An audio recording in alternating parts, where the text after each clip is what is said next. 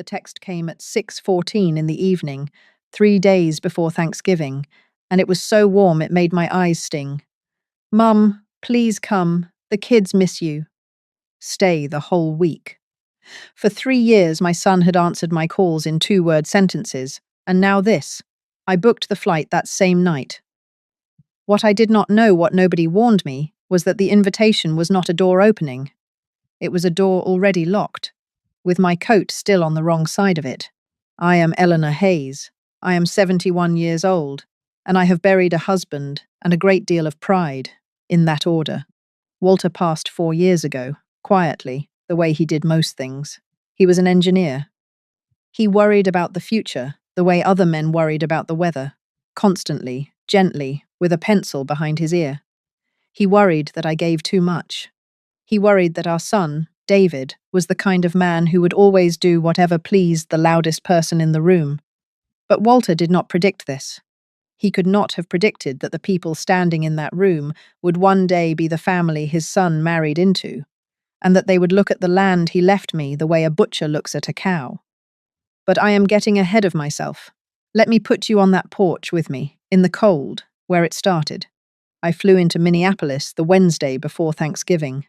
I paid for the ticket myself, of course.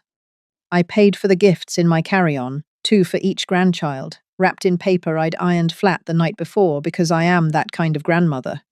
I had even mailed a box ahead of me, 2 pumpkin pies frozen in dry ice, a tin of the spiced pecans David loved as a boy, and a small hand-knit blanket for Lucy, who was 9 and still let me call her my girl. I texted David from the gate. "Wheels up, see my babies soon." He sent back a thumbs up. That thumb was the last thing I would hear from him for almost 5 hours. The plane landed at 4:40. The sky was already going grey and mean the way northern skies do in late November, and I stood at the bottom of the escalator in baggage claim with my coat over my arm, watching for David's face in the crowd. He wasn't there. That was all right, I told myself. Traffic. I texted him. "Landed. I'm by Carousel 6. Nothing." I called. It rang 4 times and went to voicemail. I called Whitney, my daughter-in-law, and hers didn't ring at all, straight to a recording, the phone off, or the call refused. I couldn't tell which. By 5:30, the carousel had stopped turning. The other passengers had all been gathered up by people who were happy to see them. I was the last one standing there, holding a coat I hadn't put on yet, because somehow putting it on would have meant admitting no one was coming. So here is the first thing I want you to wonder, the same thing I wondered, standing there under those flickering airport lights.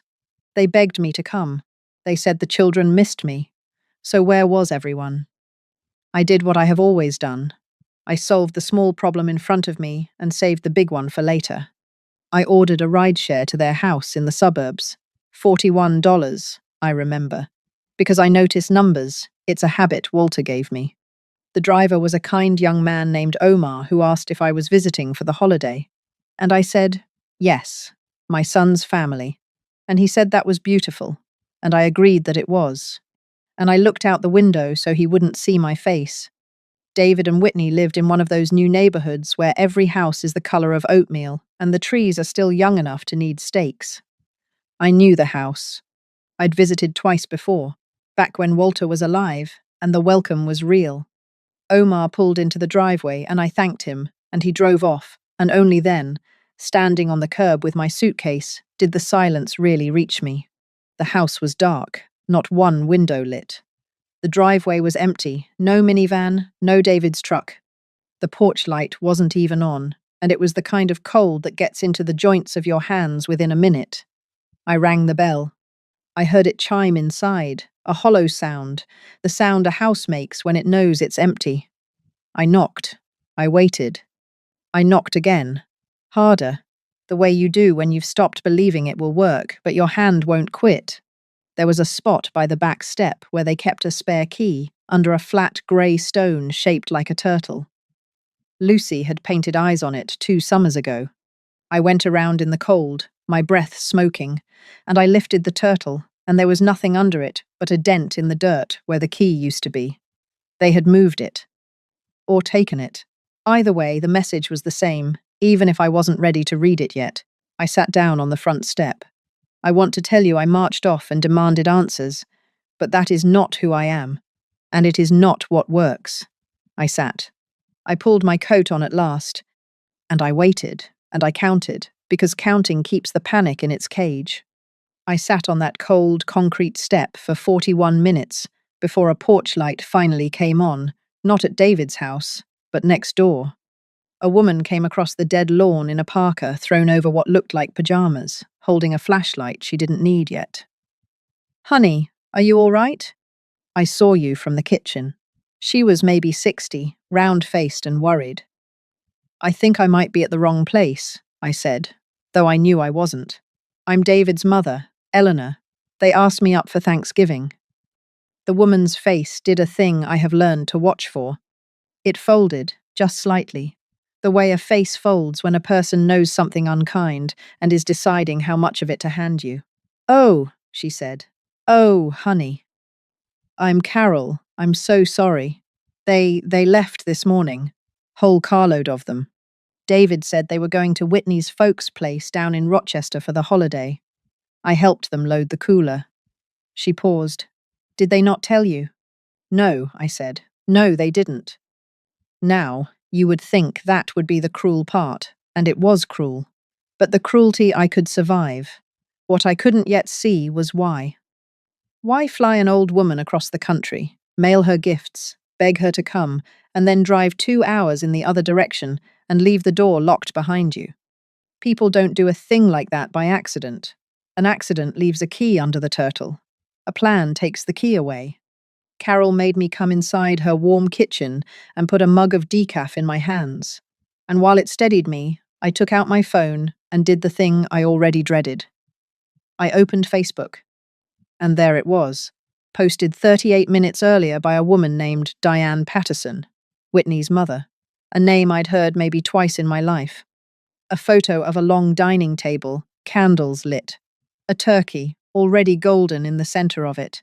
Though it was only the night before the holiday, a practice dinner, the caption called it.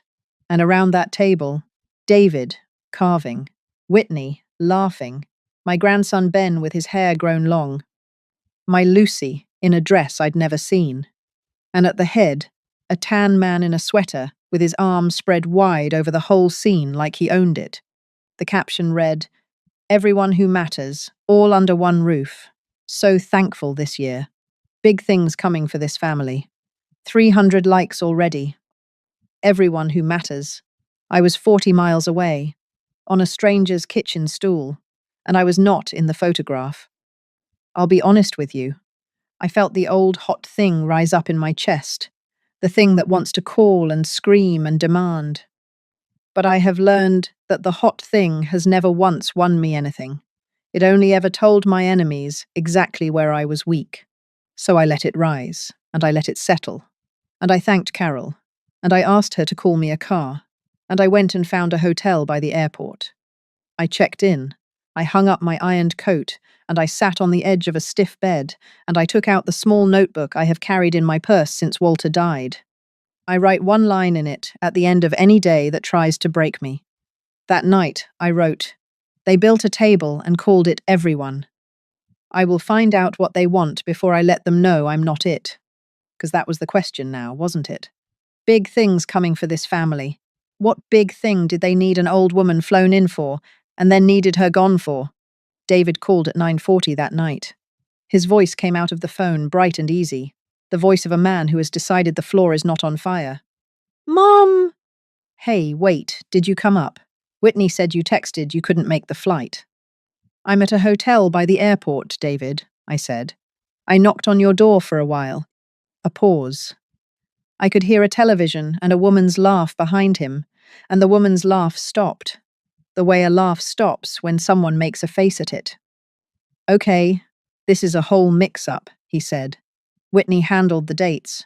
I thought we were all clear that, look, it doesn't matter. Just come down to the Pattersons tomorrow, okay? It's a beautiful place. Big day. We've actually got some stuff we wanted to talk to you about, real exciting stuff, but it's better in person." There it was. Stuff we wanted to talk to you about. The reason, wearing a party hat. What stuff, David? In person, Mom. Trust me, you're gonna love it. It's about the kid's future. Get some sleep, I'll text you the address. He hung up before I could answer, which is its own kind of answer. I sat with the phone in my lap, and I thought about Walter, who used to say that when a man tells you something is a surprise, it's because he's afraid of what you'll say if you see it coming. I did not sleep much, but I did not cry either. Somewhere between the airport and that hotel, the part of me that cries had gone quiet, and the part of me that adds had taken over. I drove a rental car to Rochester the next morning, Thanksgiving Day, because I wanted to see their faces when I walked in, and because I have never once gotten what I needed by staying away from the room. The Pattersons' house was big and new, and built to be photographed. Whitney opened the door in an apron she hadn't cooked in and said, "Eleanor, oh my gosh, we were so worried.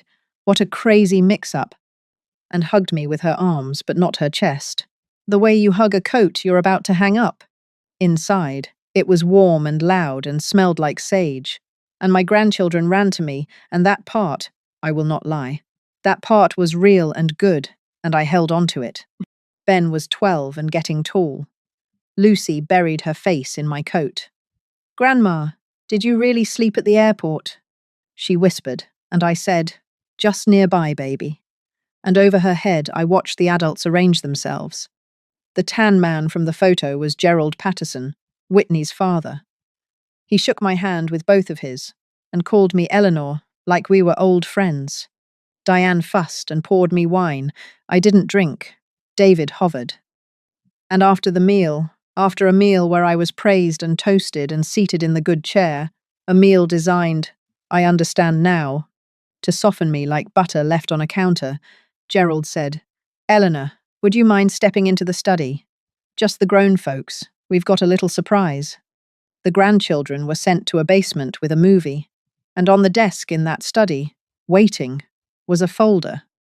Here is where you lean in, the way I leaned in, because everything before this was rudeness, and rudeness is survivable. What was in that folder was something else. Gerald slid it toward me and folded his hands. "We've been thinking a lot about legacy," he said, "about protecting what families build. Now, Eleanor, that lake parcel Walter left you, up in Crow Wing County, the 40 acres on the water." He smiled. "Beautiful piece of land. Just sitting there, doing nothing, costing you taxes every year. We think it's time the family put it to work." I kept my face very still. "It's not doing nothing, Gerald. It's where Walter and I were married. It's where we taught David to fish." Of course," he said, in the voice men use when they've already decided your sentiment is a problem to be managed.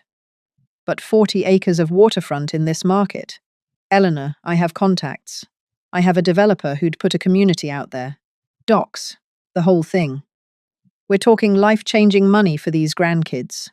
He tapped the folder. "Diane's brother is an estate attorney. He's drawn up a family trust. We move the land in. I manage it as trustee. We develop it the right way, and it all flows down to Ben and Lucy.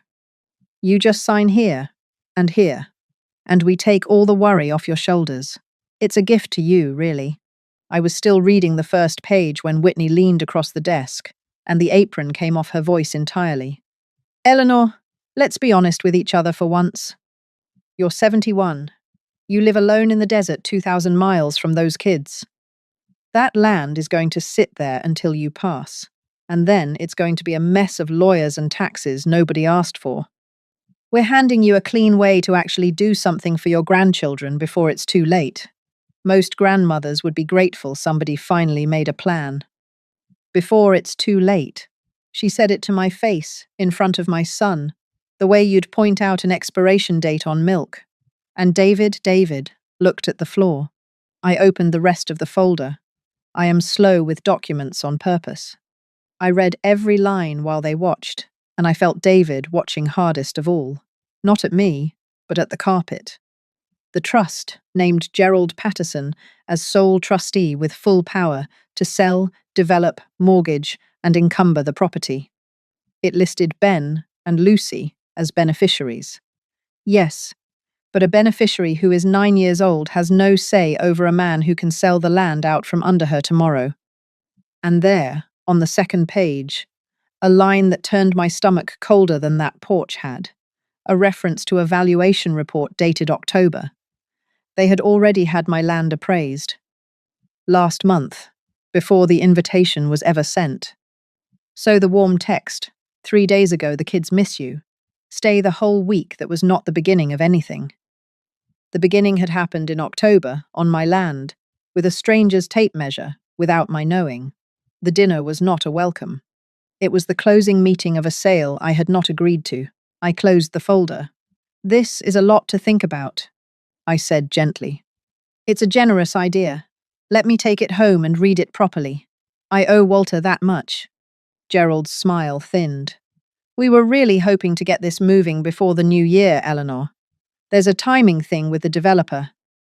Then the developer can wait until an old widow reads her own paperwork, I said, and I said it kindly, and I smiled, and that smile cost me more than they will ever know. I'll take this with me. I picked up the folder. Whitney's mouth opened. I stood before she could fill it. Now, let me go say goodbye to my grandbabies. I drove back to the hotel with the folder on the passenger seat, like a sleeping animal I didn't want to wake. And the whole way, one thought kept time with the wipers. They already measured it. They already measured my land. The disrespect at the airport had been a splinter. This was the knife. And the question was no longer, why did they strand me? The question was, how long have they been planning to take the one thing Walter left me? And how far have they already gone? I flew home to Tucson the next morning, 2 days early. I did not announce it. And here is where, if you've watched my stories before, you know what I did. I did nothing loud. I did the patient thing. I sat at my own kitchen table, in my own paid-for house, with the folder in front of me and Walter's chair empty across from me, and I waited. I waited 41 hours before I picked up the phone, not because I was afraid, but because I have learned that the urge to act fast is almost always the enemy of acting well. I needed the hot thing fully gone. I needed only the adding part left. Then I called Daniel Pruitt. Daniel had been Walter's attorney for 30 years, and he is 76 now, and meaner than ever about people who prey on widows. I laid it all out: the airport, the locked door, the folder, the October appraisal, and for a moment the line was so quiet I thought it had dropped. Eleanor, he said finally, read me the line on page 2, the valuation reference, word for word. I read it to him.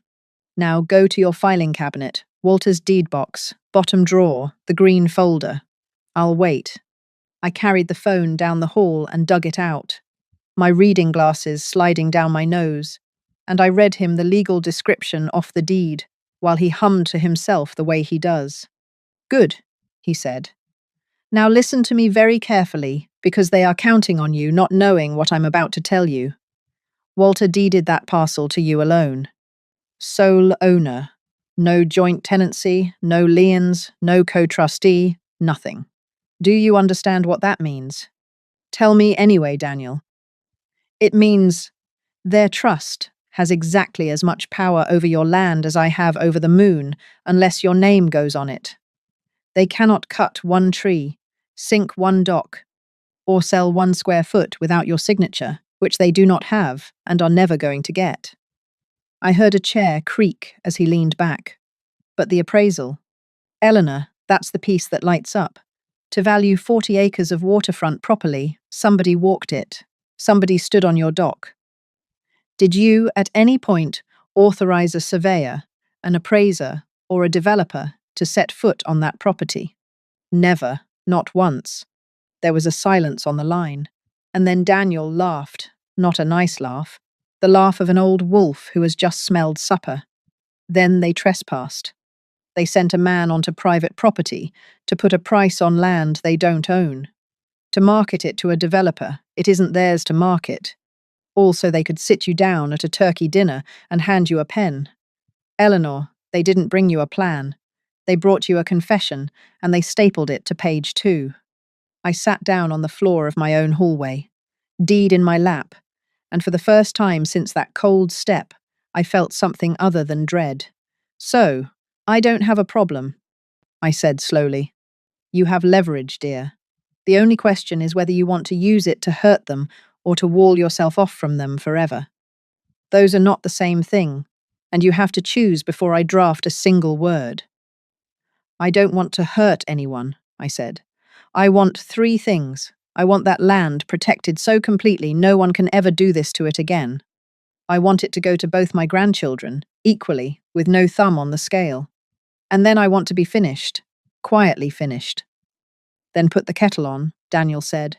We're going to build you a wall those people couldn't climb with a ladder and a prayer.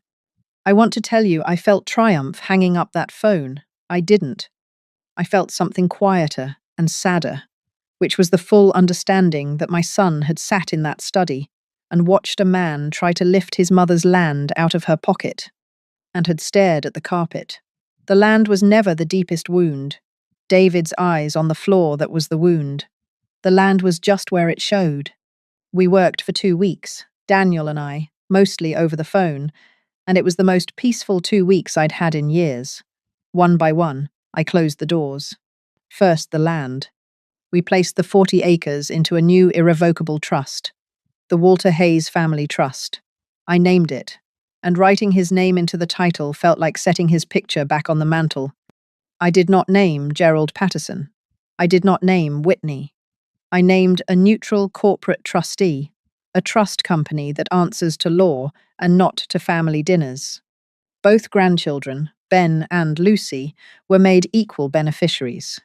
Equal, exactly, because Walter and I never once played our love like a card, and I would not start from the grave. And the trust held a condition with teeth. The land could not be sold, developed, mortgaged, or subdivided during the lifetimes of the beneficiaries, except by the unanimous written agreement of both of them, once each was a grown adult of 25 years. No man with a developer friend could ever again decide what happened to that water. But I did one more thing, and I did it carefully, because the life I've lived taught me long ago that you do not give a child a kingdom, you give them a responsibility.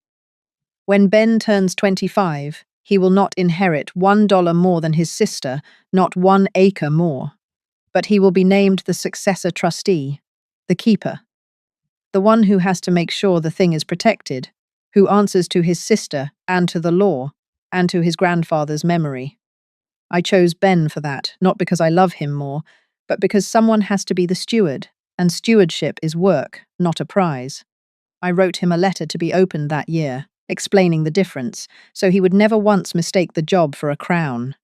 Then I closed the smaller doors, the ones I found while finally looking through my own life with clear eyes.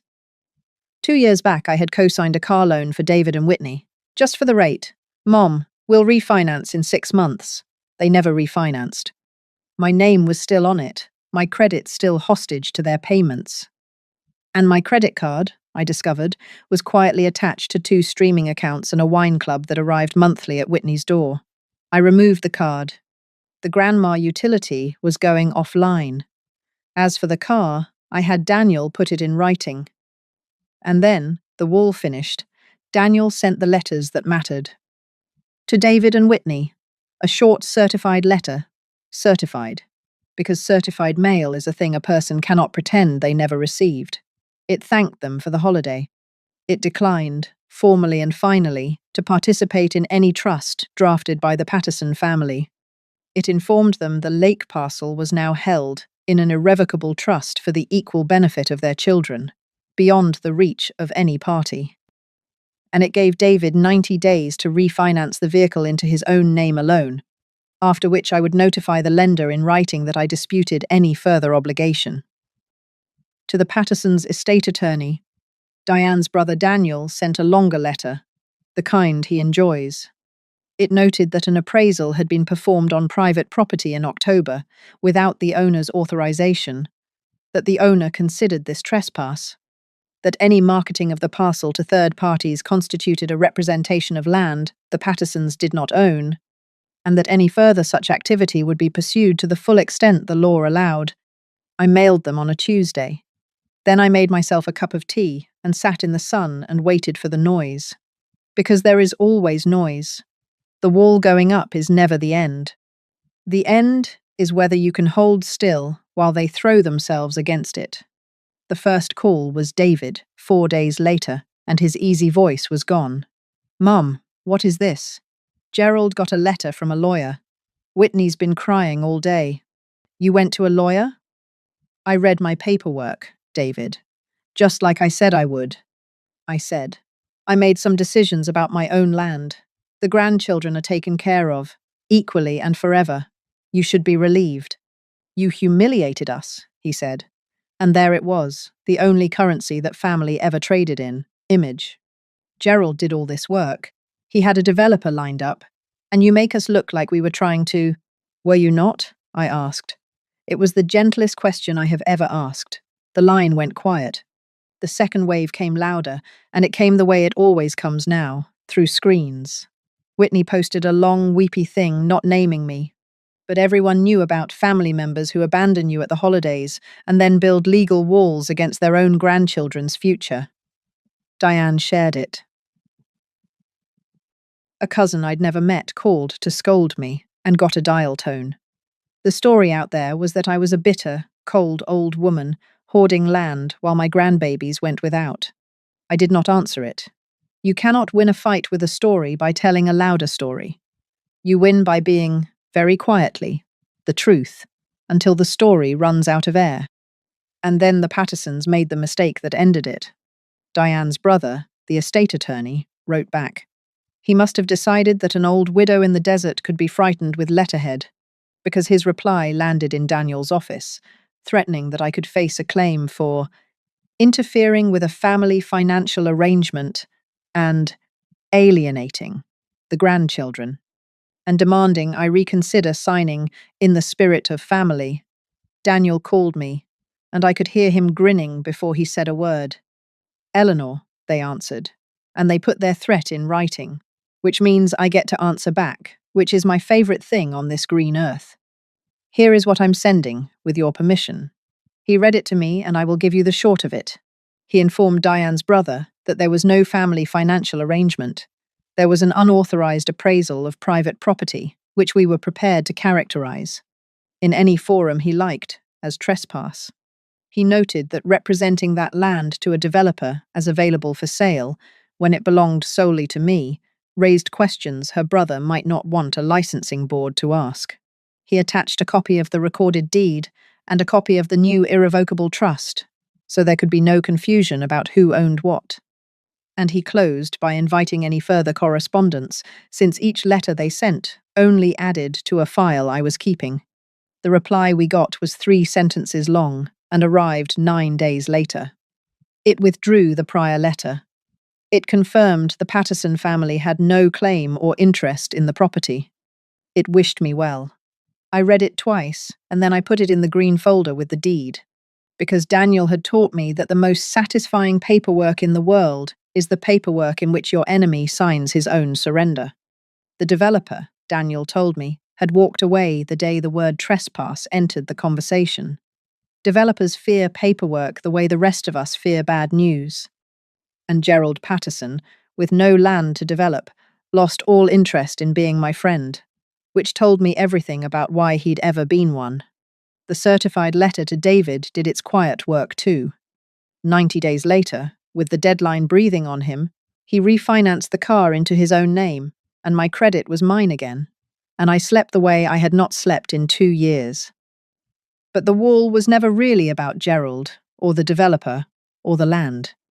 While the noise burned itself out, I did the only thing that ever reaches the people who matter. I went around the whole war, straight to the children. I called Ben and Lucy on a Sunday, on the phone their mother had given them. "I want you both to know something," I told them, with Lucy's small breath against the receiver. "Grandpa's lake is going to be yours one day. Yours, the both of you, exactly the same. Nobody can sell it. Nobody can build on it. It's going to be there your whole lives, the water and the dock, and the place where I married your grandfather. And when you're grown, you can take your own babies fishing off that dock. I made sure of it. That's my Thanksgiving gift to you, even if it came late." Lucy said, "Are you mad at Mommy?" and I said the truest thing I had. No, baby. I'm not mad at anybody. I'm just taking care of what's mine to take care of. That's a grown-up's whole job. The noise went out the way fires do when there's nothing left to feed them. And then, in February, David came alone. He didn't call ahead. I saw the rental car pull into my Tucson driveway, and I watched him sit in it for a long moment before he came to the door, the same way I'd once sat on his porch in the cold. I let him in. I made coffee. We sat at my kitchen table, in my paid-for house, with Walter's empty chair between us. And for the first time in years, there was nothing on the table, no folder, no agenda, no surprise. I keep thinking about you on that step, he finally said, looking at his hands the way he'd looked at the Pattersons' carpet. Carol called Whitney's phone that night. Whitney saw it. She said it could wait. He swallowed. I knew you were there, Mom. By the time we were at dinner, I knew, and I let it sit. I didn't fill the silence. I have learnt that silence, handed back to the person who used it on you, finally weighs what it should. Gerald made it sound so smart. He went on. Whitney's whole family, there's always a bigger house, a better plan, somebody getting ahead. And I thought, the land's just sitting there, and we could finally. He stopped. I told myself it was for the kids. Was it? I asked, again, gently. It is the only weapon I keep sharp. No, he said, and that one word was worth more to me than the 40 acres. It was so I'd look like a man who provided. To them, I used your land to buy a feeling. He looked up at last, and his eyes were wet, and he was my boy again for a second, the one I taught to fish. I'm sorry, Mom, not for the trust. The trust is right, the kids are protected. I see it now. I'm sorry I let you sit on that step. I reached across Walter's empty place and put my hand over my son's hand. I forgive you, I said, and I meant it, because forgiveness is not a door you have to leave open for everyone to walk back through. But the wall stays up. The land stays in the trust. You are always welcome at my table. Gerald's plans are not, and I will never again be flown somewhere to be softened first. Do you understand the difference? He nodded. I do. He stayed 2 days. He didn't ask for anything. Whitney did not come and did not call, and that is its own kind of answer, and I have made my peace with it. The grandchildren write me now, real letters, because I asked them to, because a child who learns to write to her grandmother is a child who will not lose her. Lucy draws the lake at the top of every one. The next Thanksgiving, I did not fly anywhere. I drove up to the lake, my lake, in its trust, safe in the warm part of October before the cold came, and I opened the old cabin and aired it out and sat on the dock where Walter proposed. And I was not lonely, because I was finally, completely, in possession of my own life. I had a neighbor up there, a widow named Ruth, who'd lost her husband the same year I lost mine, and we sat on that dock with coffee and didn't say much, and didn't have to. That night, I took out the small notebook, the one I'd carried since Walter died, and I read back the line I'd written in that airport hotel. I will find out what they want before I let them know I'm not it.